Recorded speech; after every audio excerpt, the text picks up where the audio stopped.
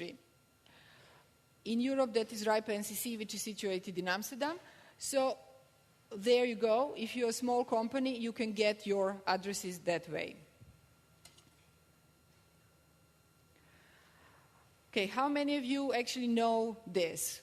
How many of you know all of this about addressing, basics, prefixes, bit sizes? Okay, most of you. So I'll just mention few controversies, because that makes it a bit more lively. Oh yeah, I didn't mention, but if you have any questions at any time, don't wait until the end. Just look for the microphone and then shout your question.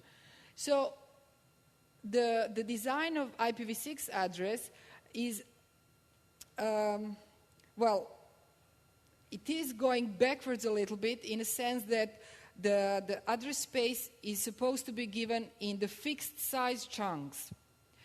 So we are going away from the idea of host, and we are going to the idea of the subnet of /64. So every subnet will have huge amount of space. So you will be able to put a lot of devices in one subnet.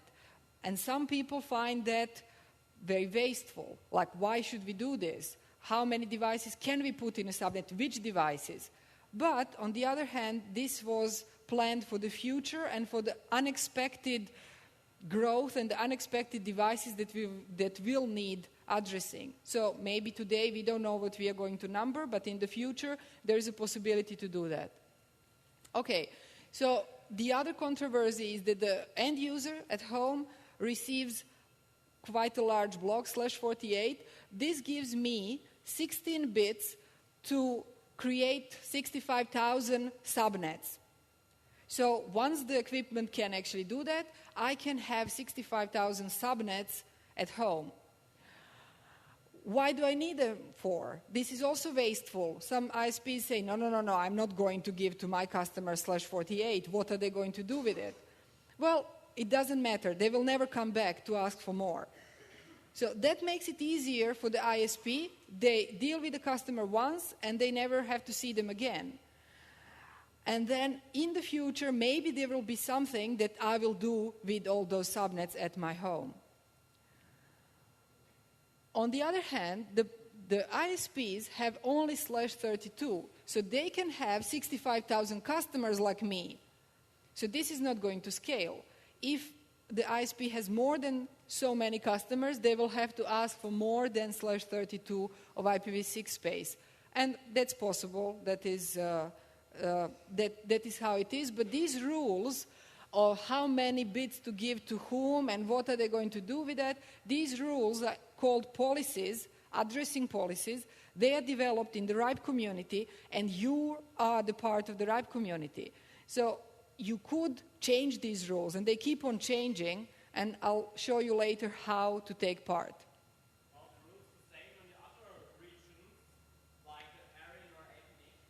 So the question is, are these rules, these policies the same in other regions? They are not. So these rules are created in a grassroots way in the local environment to be suitable for that certain community and that certain environment. So let's say that in Europe we have large companies and large ISPs that need a lot of addresses. Maybe in African region they don't need so many, so then they will have different policies. Also the rules, how can you justify to get addresses, are different in different regions. If you get a portable /48, are all the providers required to put it in the routing table so that you can be their customer? So the question was, if you receive portable addresses, the provider independent, oops, no, I did something, I'm sorry. So I'll just answer the question, I'll go back to this later.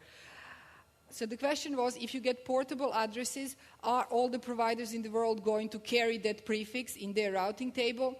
Theoretically, yes. Practically, it depends on the provider. The policies about the addressing are not strictly related to the routing. So there is an attempt to make it possible for these prefixes to be not filtered out by other providers. regional registries are allocating these longer prefixes, these smaller blocks, from a separate block, and we document that. So we say, if you want to carry these prefixes, they will be coming from a certain block. And some providers base their routing and filtering policies on that, and some others on their other business decisions.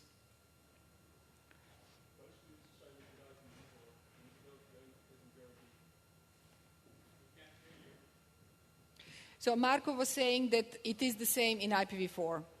Yeah? So the idea is that if you get such a block of /32, you should announce that as one prefix. You shouldn't deaggregate. And these bigger blocks are coming from the space in which, say, minimum allocation size is /32. If you try to announce 65,000/48, maybe your direct provider will accept that, but some other providers will not.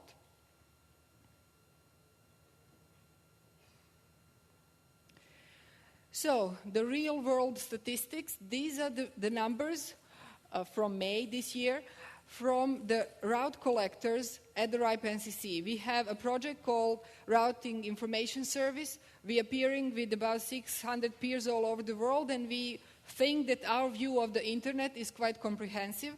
So when we see that there are around 2,000 entries, 2,000 prefixes in the IPv6 table, that is like the global routing table. So there are about 2,000 prefixes there.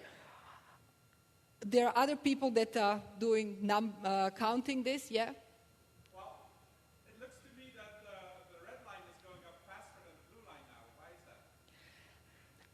that? So the question was, why is the red line, the number of prefixes, growing faster than the blue line number of ASs? I would guess that that is because some AS is announcing more than one prefix.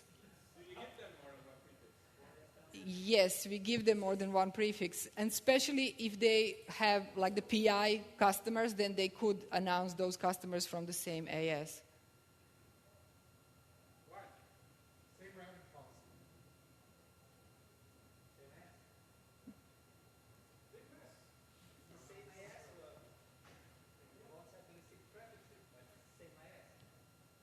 You only need one prefix, one AS. That's all you need. Yes and no, but let's keep this discussion for later. So it is a good question, and it's a good topic for analysis. Why is this happening, and who are these ASs who announce more than one prefix? So the thing is, this is like the usual internet curve of growth.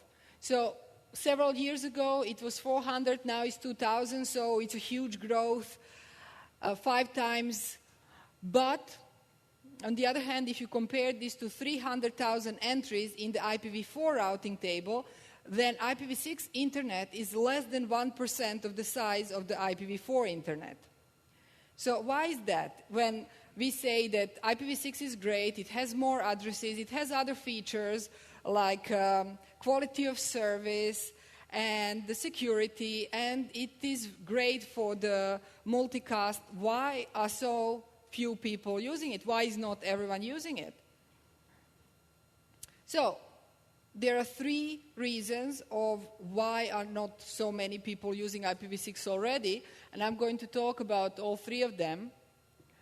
So first of all, we have the so-called chicken and egg problem, or the dinosaur and the egg problem. Who is going to